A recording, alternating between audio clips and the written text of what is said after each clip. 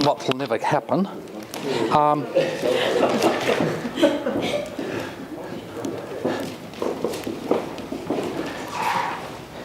Now, the point of me spending so much time in what I've done, this first period, is to try and show to you that,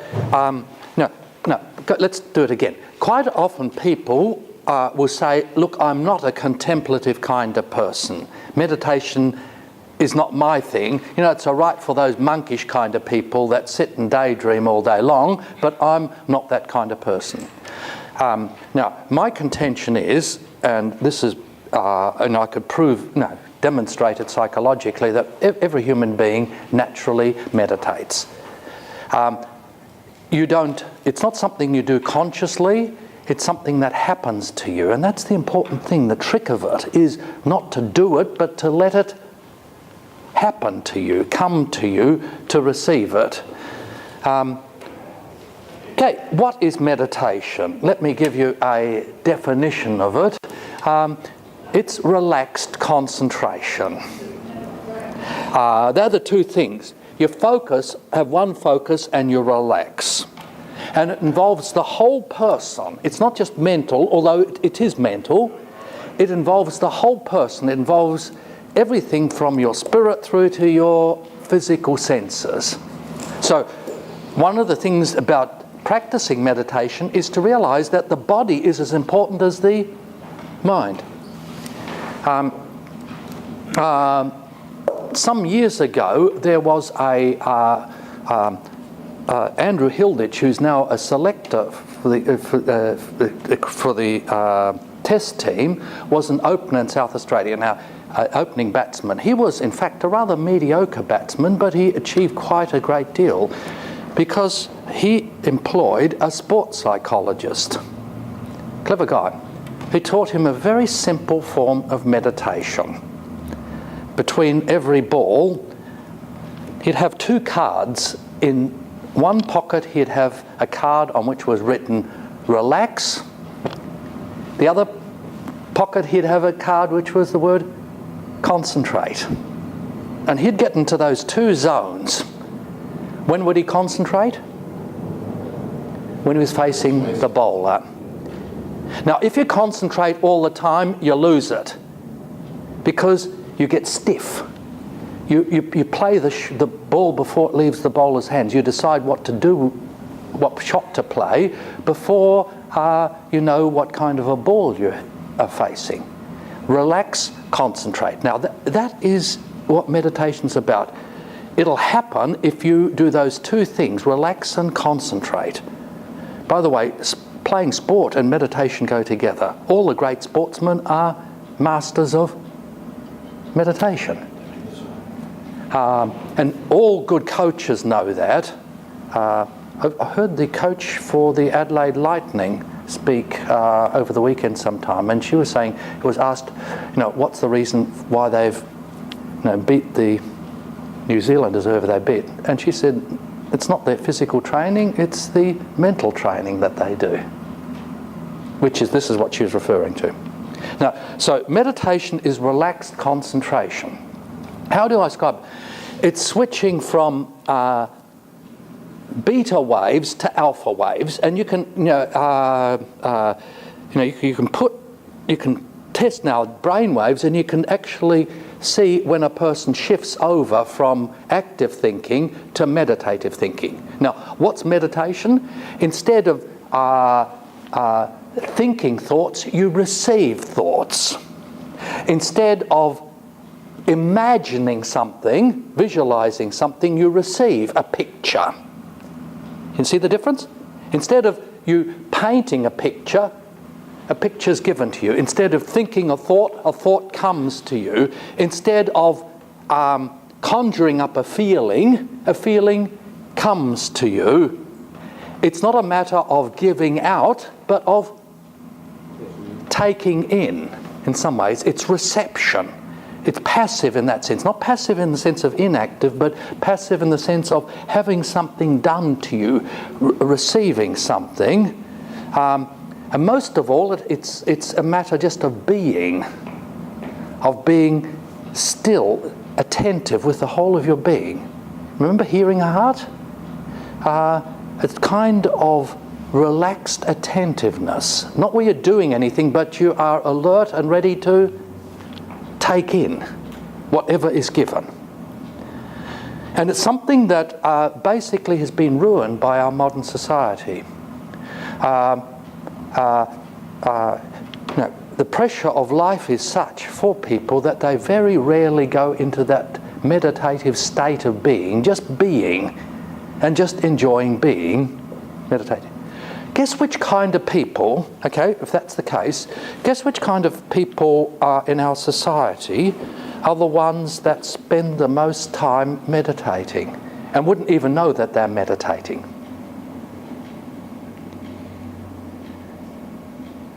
Researchers. Not researchers, because they're thinking, going over, although the brilliant ones can switch from that to free floating. But research... Artists, yes. Inspiration will always come. They cultivate. Good artists will cultivate it, and they will... it comes naturally, and artistic endeavour and meditation goes together. Although a good artist will also spend a lot of time doing and thinking. Actually, I think salespeople would do a lot of meditating, having worked in sales. Yes. Yeah, that's kind. In fact, television viewers, yeah, that one. But housewives, yes. Anybody that does boring, mechanical, repetitive work, where your mind isn't in it, you can let your mind go on free fall. So farmers, labourers, housewives, you've done the dishes hundreds of times. You don't have to think what you do. Your mind just drifts off. That's why Janelle says it takes me so long. I take ages to do the dishes because I'm just thinking about stuff while I do it. Yes. Really slow. You turn it into a Zen exercise. Okay. In our church, the people that practice the most meditation are farmers. That's rather surprising, and you'll find that when you have a country congregations, you'll be surprised at how deep some of these people are because of this. When you're driving around on a tractor, there's plenty of time to meditate. That's right. That's what I mean. You've got nothing else to do. Although these days you've got radio and iPods and stuff like that, which mucks it up. Okay? Now, I'm in a bit of a quandary in teaching this unit because I cannot teach you meditation. When it comes to meditation, each one of you will have to find your own way. Each one of you, because God has made you different with a different character, different disposition, will meditate in a slightly different way. I can suggest various ways of meditation, but it's something that you need to enter into and walk with and discover for yourself. Now, broadly speaking, it's said that, and I find this very helpful as a rough sort of a guide, people fall into, roughly speaking, predominantly people with four predominant dispositions. Now that's characteristic. You have what are called seers, that's visual thinkers, painters. You have hearers, abstract thinkers, and you have practical people, doers. Now, they are three different ways of thinking. Can I have instead of me imposing, I need 3 volunteers to do a very simple exercise to find out, see if I can work out what your predominant disposition is. Okay, Maria? You put up your hand? Oh, she's... Okay, you. Okay, let's go. Okay, now I'm just going to ask you some questions, and all you've got to do is answer the questions. Okay? Should I sit back in a chair? No, but I've got to have eye contact with you. Okay, Nathan, how can I get from here across to the library? You could walk.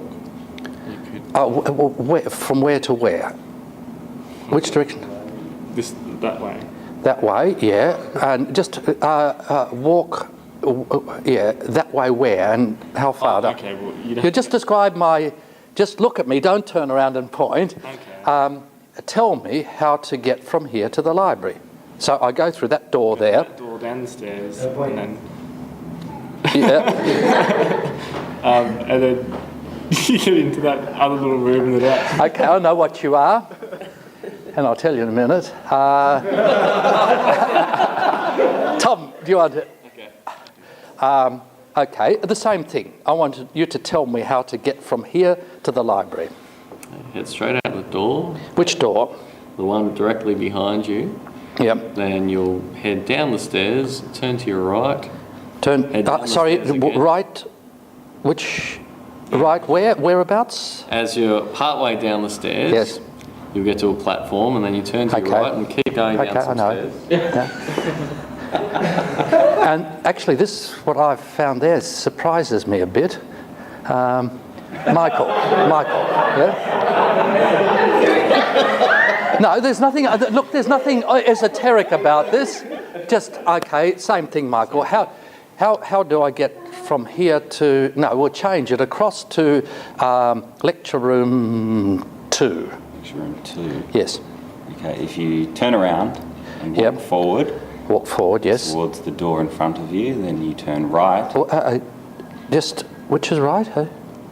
which is right. Yes. As you walk through the door, So right, On facing your the right. other way, yes, yes. walk yes. through the door, turn Yes. right, Yes. and then walk. Yeah. Now, roughly speaking, and I might be wrong with you, but basically, if you're a seer and somebody interrupts you, basically you solve problems by visualizing things. So you visualize with your mind's eye, and in a sense you paint a picture and you tell me where to go, and if I interrupt you, usually what happens if it's a visual person, the eyes will go upwards and will pull down information usually from up here, just a little involuntary mechanism. If a person is the second point, the hearer, the abstract thinker, interrupt, the eyes go to the, guess where?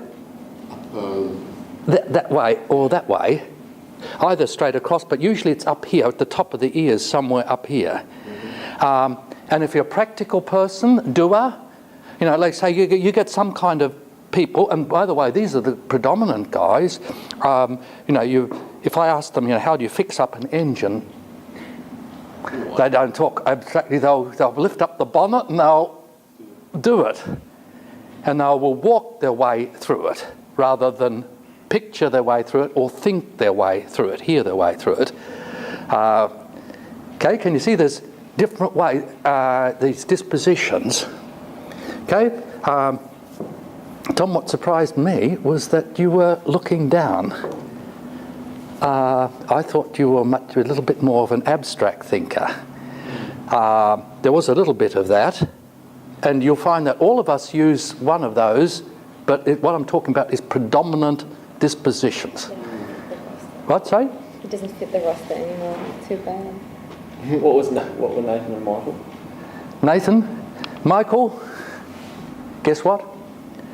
He's visual. He was looking up. Okay, Walker, and you were sideways up there, the ears, right? Yeah. Okay, now it's a thumb rule, but instead of doing that, it's worth you reflecting on yourself, because this will be the way meditation comes naturally. Just from what I've said, if you solve problems, who of you reckon you're the first kind? You visualize, you work things out imaginative. Hands up. Yeah, I would have picked you 3. Yeah. I don't know. No, I don't think you're that. No, I don't know. You're a bit hard to place, actually, I must say, for me. I haven't got this part. Who of you are doers, basically? You're a doer, John. What about the abstract thinker, hearer, listener, the Yeah, I would have picked, yeah. Okay, some of you are neither of those. Now, let's see if you can work out which one of these I am. How many reckon I'm this? How many reckon I'm this? Only one. How many reckon I'm that? Yeah, this is my natural mode. Now, when it comes to me practicing meditation, guess which kind of meditation comes easily, naturally to me? Icons. When I read scripture, get imagery, picturing, seeing it, rather than hearing it and thinking it. Or in most of our seminary training, most of our education system privileges which kind of person? This is almost all our education system privileges this, which is a shame because, and also in the church, because guess which of these communicate usually best and most effectively? This and this. And if you can get these two together, it's very, very powerful communication. So now, if you think in terms of this, if you're a doer, what kind of meditation will be the best for you? Handwork. It involves posture and gesture. Posture, gesture. Woodworking. I was going to say, yeah, primeval works. You'll need to. The thing is not to be still. Yeah, or just in terms of meditation itself, apart from the secondary activities, will it be better for you to meditate sitting down or going for a walk? Walk. Yeah. And things like kneeling, standing. People on this one will meditate best of all in terms of ritual activity. You know, lighting a candle, crossing yourself, all that kind of stuff will come more naturally. Now, each one of you meditates differently, and you meditate most naturally according to your disposition. Now, if you want to develop as a person, or allow God to develop as a person, can you see what is important for you to happen over the rest of your life? Let's say you start off here. If you want to, be enriched as a person, just as a human being, but also spiritually, it might be useful for you to practice not just this kind of meditation, but to practice either this or this. And you'll find out then, as life goes on, very often some people start off, say, here, and then move here, or start off here and end here. So just as life changes, and the kind of thing, our character changes, disposition. So you hold them side by side always, like. Sorry? You hold them side by side because sometimes, I'm probably more abstract. Yes. I often take the hearing from the visual key.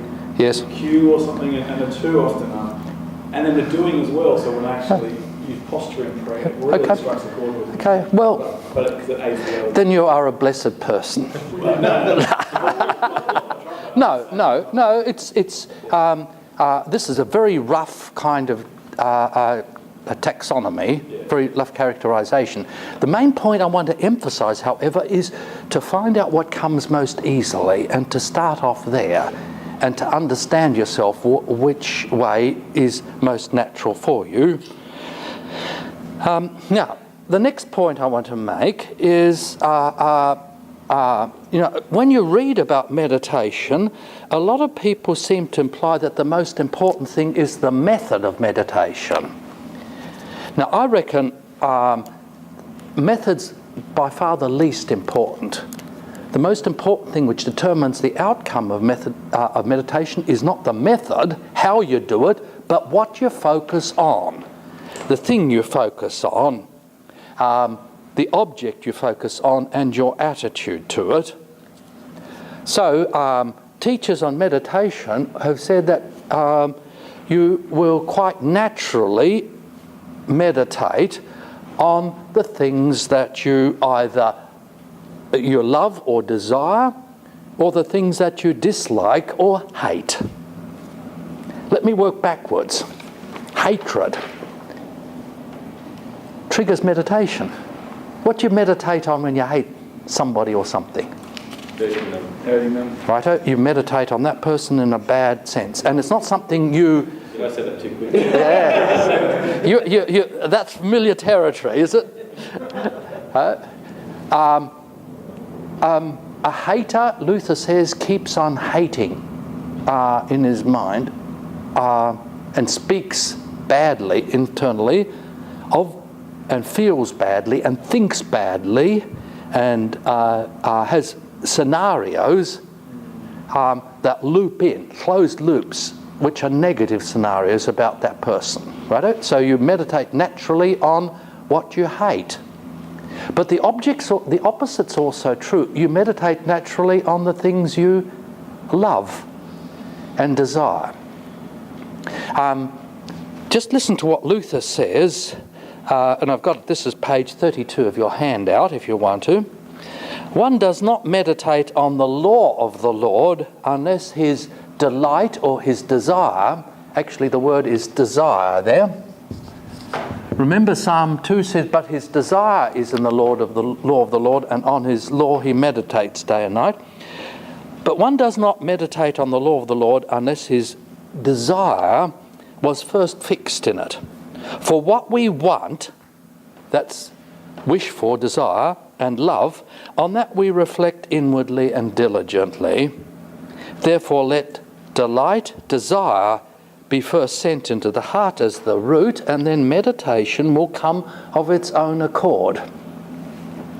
For this reason, the ungodly do not meditate on the law of the Lord, yet they meditate on other things, namely the things in which their delight, their desire, is rooted, things that they themselves desire, such as gold, money, honour, which is social status, popularity, and flesh, their sex. So whatever you desire will trigger meditation. Whatever you love will trigger automatic meditation. Meditation has to do with the heart. Jesus says in Matthew's Gospel, where your treasure is, there will your heart be also.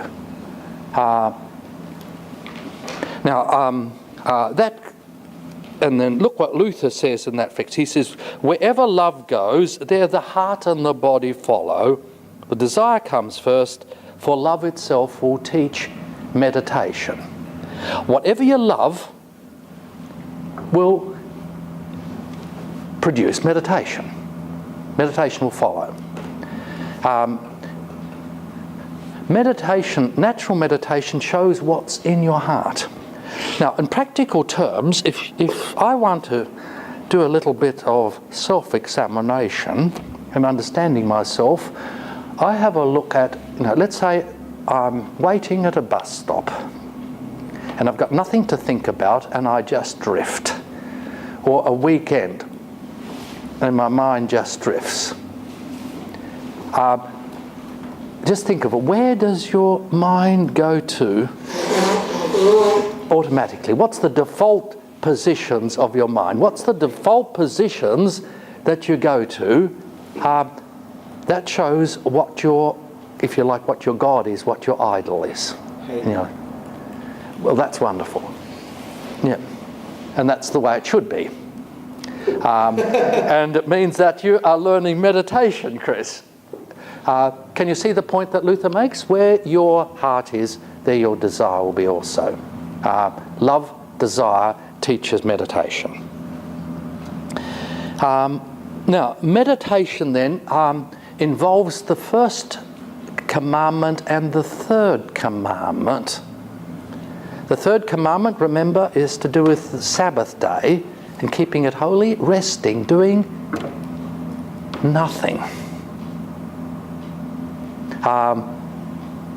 And Luther makes a great deal of importance then on listening to the Word of God, which is the thing that gives us rest, the thing that makes us holy.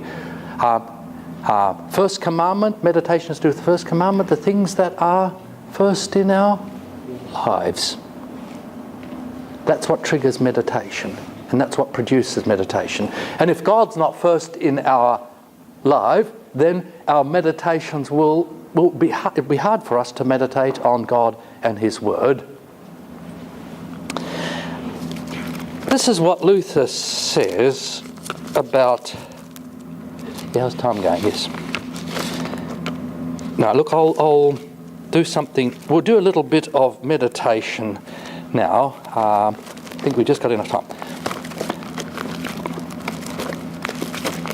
A story from the New Testament.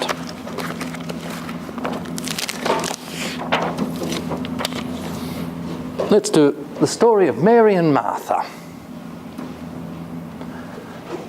And what does this teach us about meditation? By the way, this is one story that's been used right from the early church to teach about meditation.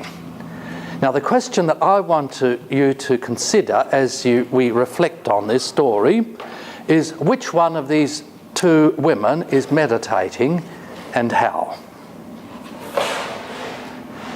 The story goes this way.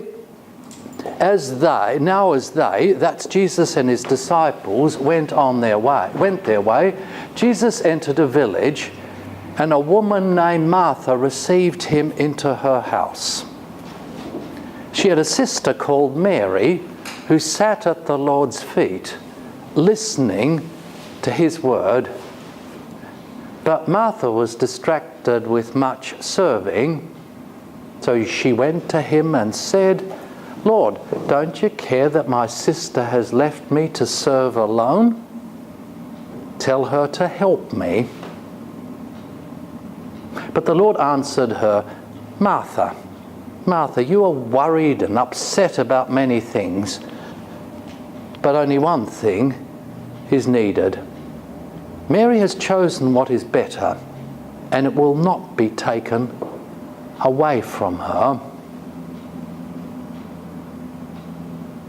Just a couple of comments, and then I want you to, as you reflect on this, Jesus comes, and who is the one who receives Jesus? Martha. Now, what is contained in the word receiving here in practical terms? Imagine, now, identify yourself with Martha. Receiving Jesus means what? She's a hostess. She is the hostess, and she wants to do what for Jesus? If she's the hostess, yeah? She wants to feed him, and why does she want to feed him? She honours him, and she wants him in the place that's important to her, which is her house. She wants to show hospitality to him. She receives Jesus into her house. Notice, it's her house, which is significant. Mary obviously is... What's the relationship between Mary and Martha then? They're sisters, and she's superior, therefore she would be the elder. It's her house. Now, exactly what the other... We know that they had a brother Lazarus, and beyond that we don't know much. Notice too that this is one place where Luke gives the names of people. She sat at the Lord's feet, listening to his word. In the ancient world, what's the posture of sitting at somebody's feet? Under the authority? Probably that's a bit too heavy. A student. It's a picture is of teacher-student. And it's not as if you didn't have chairs or something like that. So Jesus would sit on the floor like this. And the people then who would be teaching would sit in a circle roundabout. And sitting at the feet would be one of two places, either here or here. You wouldn't presume to sit on this side because that's the honoured side. But she's sitting most likely right here. By the way, that's what happens in any Aboriginal community, is this kind of situation. And if you're teaching, the circle forms automatically like that. And always when I'm at the centre teaching Aboriginals, I see who sits where around the circle. Where's the most important person going to sit? No. Opposite. What if somebody who's sitting where Maria is on the floor comes and sits either here or here? That side is favoured servant side. That. So that would know you well. Yes. You would know them well. They've had a lot of teaching. Yeah. And would be like a number one disciple. Number one disciple, yeah. Whereas on the other side, it is someone who wishes to come to that side. They are someone who still needs a lot of teaching, still needs a lot of learning. You've got it. Exactly right. Okay, you've got it. Basically that. Now, serving here means what?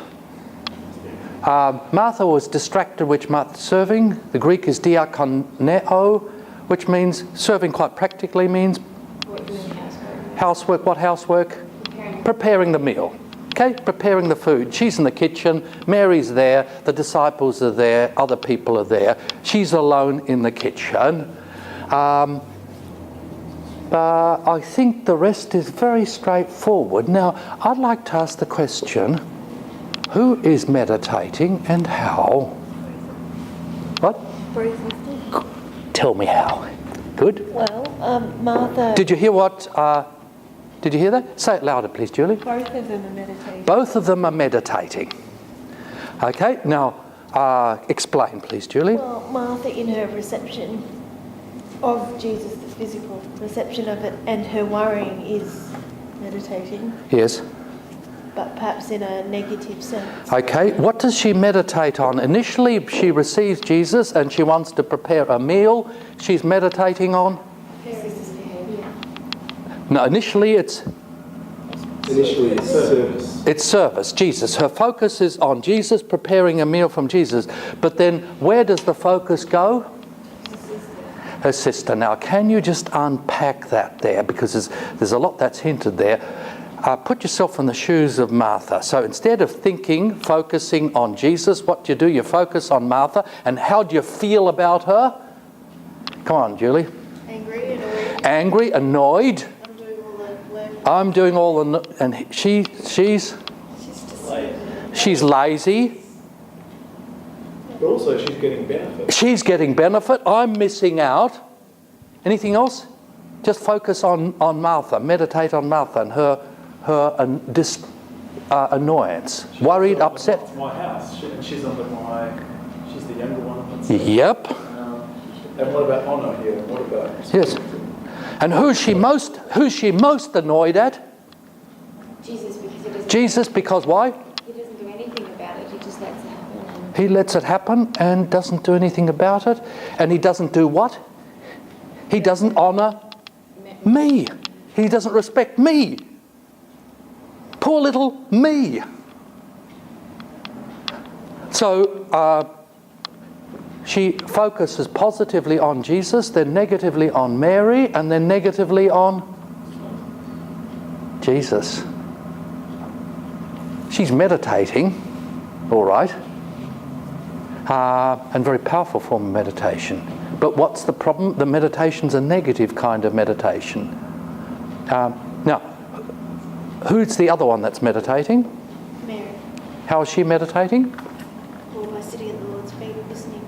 Listening to Word, the Word of Jesus. So she's meditating on Jesus. Her focus is on Jesus. Now, okay, it's very easy to leave it there and to say there's goodies and baddies here. Does this story say that Mary is the good person, she's meditating, and therefore Martha needs to become what? Like Mary. Is that the point of the story? And I've heard dozens of sermons which have made that point. No, he actually says Mary has chosen what is better. Yes. Not Mary has chosen the right Yes. thing to do. It's the better thing. But what's the better thing? Is it... What? The focus. The focus, you see. Would Martha have to come and sit at the feet of Jesus to meditate? No? What? Yeah, why not? Well, she could quite easily keep on doing what she's doing while the focus is on her honouring Jesus and keeping her mind on Jesus while she's doing the work. Yeah. And preparing that meal with love to honour Jesus. Like a woman anointing Jesus' Yes. feet. The devotion. It was devotion. It wasn't. Yeah. Yeah. So both of them are meditating. Okay, both of them are meditating. However, Jesus commends the one because Martha is distracted with much serving. Distracted from who or what? From Jesus. Mary is not distracted from Jesus, and because she's distracted, she becomes worried, she's upset, and she loses the one thing that is the only thing that's needed, which is Jesus.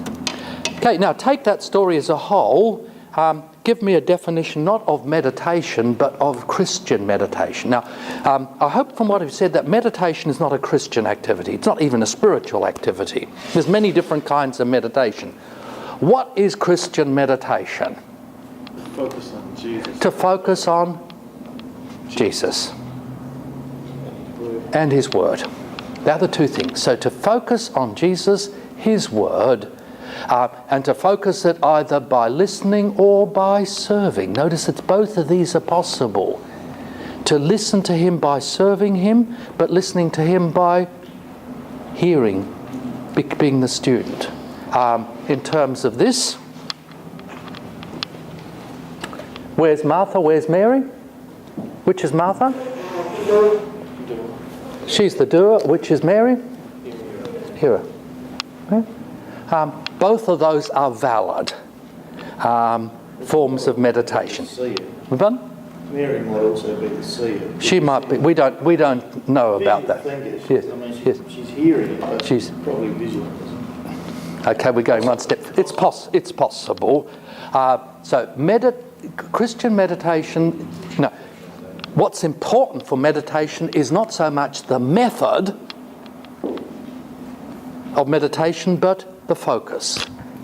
The focus is on Jesus. The focus is on the Word of Jesus. Now that's what makes Christian meditation special, and that's what makes it powerful. And I want to pick that up next time, is what happens in meditation and the gift of meditation and the way it works in our Christian life.